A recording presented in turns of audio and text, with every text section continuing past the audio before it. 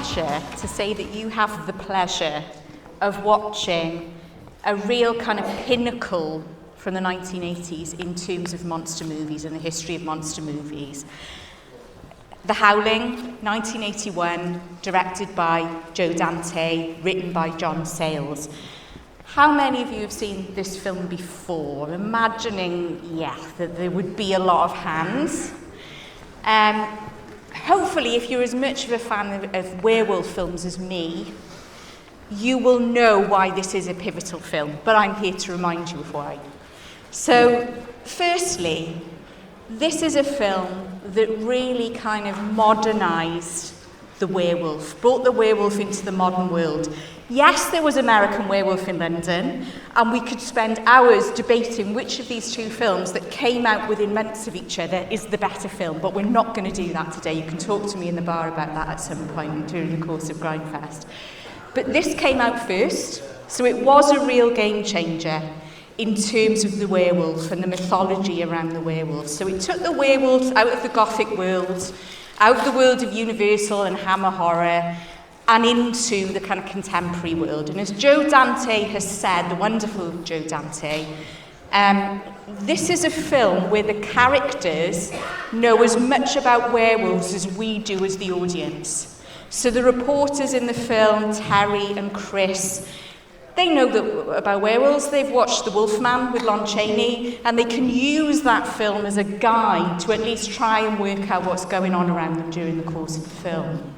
We also have, in the film, the fabulous Dick Miller. Yes, he deserves a cheer, of course he does, who Joe Dante always said, if he read a script, his first question was, is there a part for Dick Miller? And there was a fantastic one for him in this film as the satanic bookstore owner. And he gets to happily debunk lots of werewolf mythology as Hollywood baloney, and as a result, allow the werewolves the fun of being able to change into a werewolf whenever they damn please. Doesn't matter if there's a full moon or not. So that was another key game changer in terms of thinking about the werewolf in horror cinema. The third one's the really obvious one, and let's take a moment to think about that and to celebrate that. And that is the fact that in this film, and unlike previous werewolf films, we get to see the serial killer, Eddie Quist, and the process of him painfully and slowly changing from a man into a snarling, drooling werewolf. Big snout, claws, and all, in the most fantastic way. It takes up about 3 minutes of screen time, and longer than Joe Dante wanted, actually, but the company that funded the film, Avco Embassy, wanted it to be that long. They wanted to absolutely showcase this particular sequence. And of course, it's game-changing. I don't know about you, but I love transformation scenes in horror films. I really do. I love the artistry of them, and this is a game-changing one. Painstakingly brought to the screen by Rob Bottin, who would then, of course, go on to design the special makeup effects for The Thing. I mean, that tells you all you really need to know about this particular human being. But as a result of that, he becomes one of the great makeup special effects artists in horror cinema of all time, up there with those kind of 70s and 80s greats like Dick Smith and Stan Winston and Rick Baker and Chris Wallace and so on. The effects are amazing, there's no question about that. But what I will say as well is that because the transformation scene in this film is so memorable, some critics have said that's all there is to this film. That actually nothing else in the film can stand up or hold itself up against that scene. And I hope you agree with me that that's just not true. This is a film directed by Joe Dante, for starters. So it's as much a comedy as it is a horror film. They blended together beautifully all the way through. And firstly, he kind of uses the body horror in the film, him and John Sayles, the screenwriter, to comment really interestingly and to parody a lot of kind of 80s Reagan-era stuff. So the obsession of the time with the body, with health, with fitness, with exercise, All of that is parodied really beautifully. The loss of control of the body, that's a big, big part of the werewolf mythology in contemporary horror, and which I love, is really, this is the start of that here in this particular film, of being explored in relationship to those kind of 80s obsessions with the body, and also the obsession with the mind as well. This idea of therapy, of self-help that was coming to prominence at the time.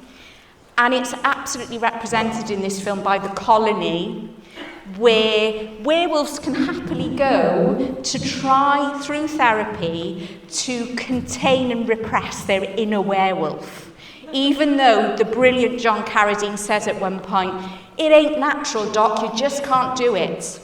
The film shows us how the Patrick Macnee character tries to do that, and it parodies that kind of era really, really well. So it's about the mind and the body. It's got substance, this film, incredible amount of substance alongside the special effects. But it's also, because it's a Joe Dante film, absolutely packed full of in-jokes, of course. So alongside Carradine being in the film, look out for a brilliant cameo by Roger Corman, who was, of course, Joe Dante's mentor, in a homage to Joe Dante's favourite horror film, Rosemary's Baby, so look out for that.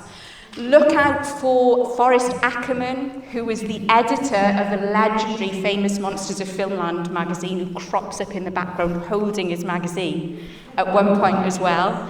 And alongside lots and lots of footage from The Wolfman, which I love seeing in this film, and always will love seeing it in any context. Look out as well for characters named after film directors, a homage to Jaws, lots and lots and lots of wolf puns, which some of you I'm sure will remember, and the smiley face stickers everywhere that then became a staple of Joe Dante's subsequent films. All of that is here for you to spot and enjoy. Two other things I want to mention before I get off the stage, I promise, and you can enjoy the film.